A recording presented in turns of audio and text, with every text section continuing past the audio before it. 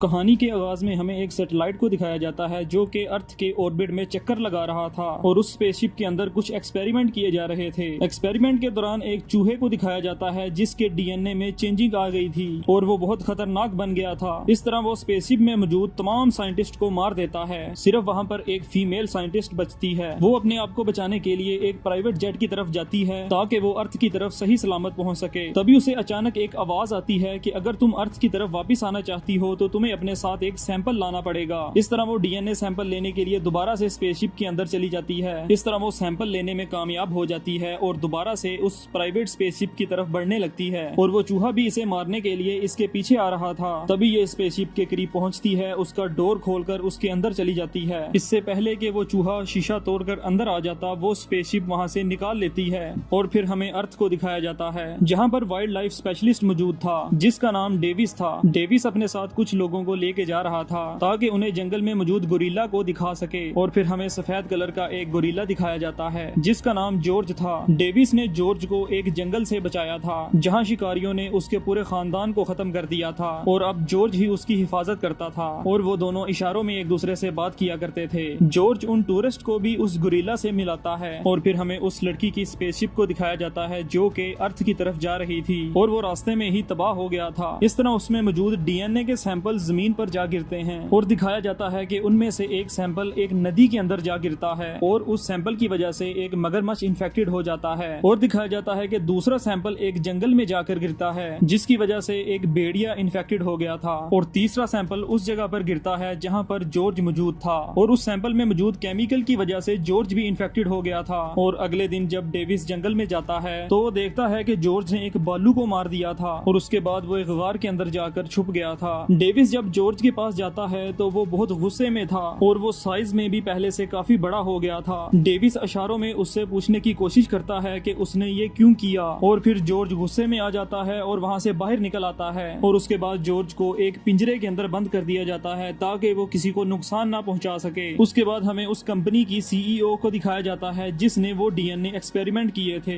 वो अपने एक टीम मेंबर को कहती है कि वो लड़की जो यहाँ पर सैंपल ला रही थी वो यहाँ नहीं ला पाई, इसलिए अब तुम्हें वो सैंपल ढूंढकर यहाँ लाने होंगे। इस तरह उसकी टीम वो सैंपल ढूंढने के लिए जंगल की तरफ निकल पड़ती है और फिर हमें एक लड़की को दिखाया जाता है जिसका नाम केट था जो कि न्यूज देख रही थी और उसमें बताया जा रहा था कि डीएनए एक्सपेरिमेंट करने वाली कंपनी के कुछ सैंपल स्पेस से जमीन पर आकर गिरे हैं और उनमें से एक सैंपल जू में भी आकर गिरा था। और फिर दिखाया जाता है कि वो लड़की डेविस से जाकर मिलती है और वो डेविस को कहती है कि वो कंटेनर जो जू में आकर गिरा है मुझे वो कंटेनर चाहिए, लेकिन डेविस उसे वो कंटेनर देने से इनकार कर देता है। वो लड़की डेविस को कहती है कि मुझे लगता है कि तुम्हारा गोरिल्ला पहले से ज्यादा ताकतवर हो चुका होगा और उसका साइज भी बढ़ चुका होगा। असल में वो लड़की एक जेनेटिक इंजीनियर थी। डेविस उसकी बात सुनने के बाद उसे जॉर्ज के पास ले जाता है जहां उसे एक पिंजरे में कैद किया गया था। वो जॉर्ज को बताती है कि हम डीएनए एडिटिंग पर काम कर रहे थे। इस प्रोसेस के दौरान हमने डिफरेंट खतरनाक जानवरों के डीएनए को आपस में मिलाकर एक नया डीएनए बनाया था और उस डीएनए का असर अब जॉर्ज पर भी हो गया है। वो आपस में बात कर रहे थे कि जॉर्ज को गुस्सा आ जाता है और वो पिंजरा तोड़कर बाहर आ जाता है। डेविस उसे रोकने की कोशिश करता है लेकिन वो उसकी बात नहीं मानता और बाहर की तरफ भाग जाता है और फिर दिखाया जाता है कि पुलिस भी उसको पकड़ने के लिए वहां पहुंच जाती है और डेविस भी वहां पहुंच जाता है। वो पुलिस वालों को कहता है कि इस पर गोली मत चलाना, ये किसी को कुछ नहीं कहेगा। और फिर वहां पर एक हेलीकॉप्टर आ जाता है और वो जॉर्ज पर बेहोशी के इंजेक्शन फायर करते हैं और इस तरह डेविस वहां बेहोश हो जाता है। और फिर हमें दूसरी तरफ डीएनए एक्सपेरिमेंट कंपनी की टीम को दिखाया जाता है जो कि डीएनए सैंपल को ढूंढने के लिए एक जंगल में पहुंच चुके थे। उस टीम को वहां जंगल के अंदर किसी जानवर के पंजों के निशान मिलते हैं। वो आपस में बातें कर ही रहे थे कि अचानक से वहां पर भेड़िया आ जाता है और उन पर हमला करता है और उन्हें मार देता है। और फिर हमें उस कंपनी की सीईओ को दिखाया जाता है जो कि अपनी टीम के पास मौजूद कैमरों की मदद से सब कुछ देख रही थी और उसे ये सब कुछ देखकर काफी गुस्सा आता है। वो लड़की अपने साथी से कहती है कि अब हमें उन जानवरों के डीएनए सैंपल चाहिए जो कि उस केमिकल की वजह से इन्फेक्टेड हुए हैं और जब हम ये डीएनए बना रहे थे तो हमने डीएनए के अंदर एक ऐसी चेंजेस की थी जिससे वो जानवर बहुत लो फ्रीक्वेंसी की आवाजों को सुन सकते हैं और वो उन्हें काफी तकलीफ देती हैं। इस तरह वो जानवर उस आवाज को बंद करने के लिए उसकी तरफ खींचे चले आते हैं। और दूसरी तरफ दिखाया जाता है कि केट और डेविस को पुलिस ने अरेस्ट कर लिया था क्योंकि उन्हें लग रहा था कि इन दोनों ने ही जॉर्ज पर कुछ एक्सपेरिमेंट किए हैं। उसके बाद वो डेविस, केट और जॉर्ज को एक हेलीकॉप्टर में बिठाकर किसी दूसरी जगह ले जाते हैं और फिर हमें उस कंपनी की सीईओ को दिखाया जाता है जो कि एक मशीन को ऑन कर देती है जिससे बहुत लो फ्रीक्वेंसी की आवाजें निकलती हैं और जंगल में मौजूद वो भेड़िया इन आवाजों को सुन लेता है और इस लोकेशन की तरफ निकल पड़ता है और वो मगरमच्छ भी उसी लोकेशन की तरफ निकल पड़ती है। प्लेन में मौजूद जॉर्ज बेहोश था, लेकिन उन आवाजों की वजह से वो होश में आ जाता है और गुस्से में आकर उस प्लेन में मौजूद सब लोगों पर हमला कर देता है और फायरिंग की वजह से उस प्लेन के अंदर आग लग जाती है। जॉर्ज केट को एक पैराशूट देता है और उसे बाहर फेंक देता है और खुद भी एक पैराशूट की मदद से बाहर निकल आता है। जॉर्ज जो कि प्लेन के अंदर मौजूद था, प्लेन के साथ ही जमीन पर जा गिरता है और एक बहुत बड़ा ब्लास्ट होता है और डेविस को लगता है कि जॉर्ज उस प्लेन के साथ ही तबाह हो गया था। लेकिन जब वो नीचे उतरकर प्लेन क्रैश एरिया के पास पहुंचते हैं तो वो देखते हैं कि उसकी डेड बॉडी वहां मौजूद ही नहीं थी, जिसकी वजह से वो समझ जाते हैं कि जॉर्ज अभी भी जिंदा है। और उसके बाद केट डेविस को डीएनए एडिटिंग के बारे में बताने लगती है। वो उसे बताती है कि हम डीएनए के अंदर अपनी मर्जी की चेंजेस कर सकते हैं और मैं उसी डीएनए की कंपनी में काम किया करती थी, लेकिन वहाँ की सीईओ ने मेरे आइडियाज को चुराया और उनका गलत इस्तेमाल किया। जब मुझे उस कंपनी की असलियत पता चली, मैंने उस कंपनी को छोड़ दिया। और जब वो आपस में बात कर रहे थे तो वहाँ पर आर्मी के हेलीकॉप्टर्स आ जाते हैं जो कि उन्हें रेस्क्यू करने आए थे और उसके बाद वो आर्मी कैंप के अंदर पहुंच जाते हैं। वो वहाँ देखते हैं कि जॉर्ज और दूसरे जानवर जो कि उस केमिकल से इन्फेक्टेड हुए थे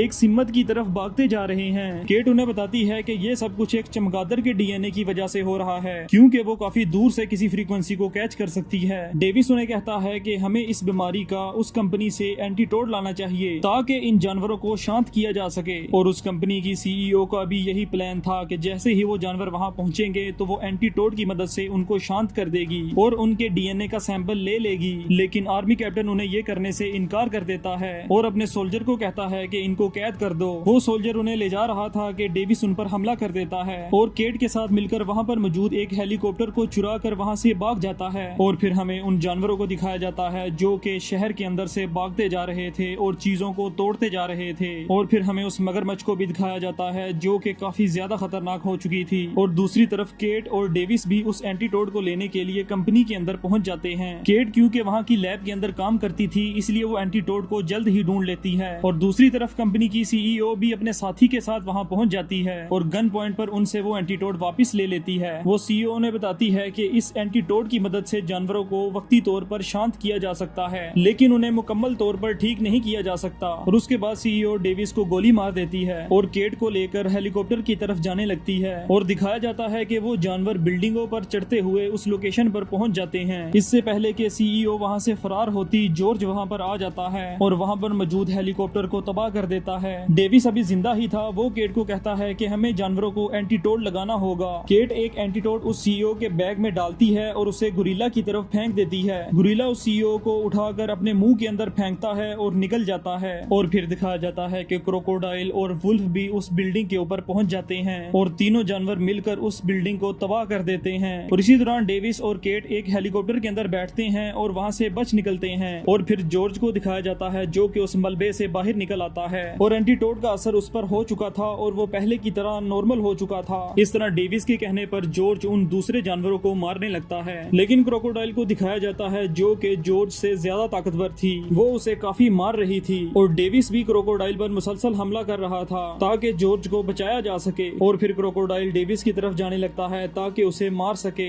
इससे पहले कि क्रोकोडाइल डेविस को मार देता, जॉर्ज एक लोहे की रोड के साथ वहां पर आ जाता है और रोड उसकी आंखों के अंदर घुसा देता है और इस तरह क्रोकोडाइल मर जाता है। आर्मी ये सब कुछ देख रही थी कि किस तरह जॉर्ज और डेविस ने मिलकर उन जानवरों को मार दिया। इस तरह वो इन पर हमला नहीं करते और फिर जॉर्ज उस बिल्डिंग में मौजूद इंसानों को बचाने लगता है और इसी के साथ ये कहानी खत्म हो जाती है।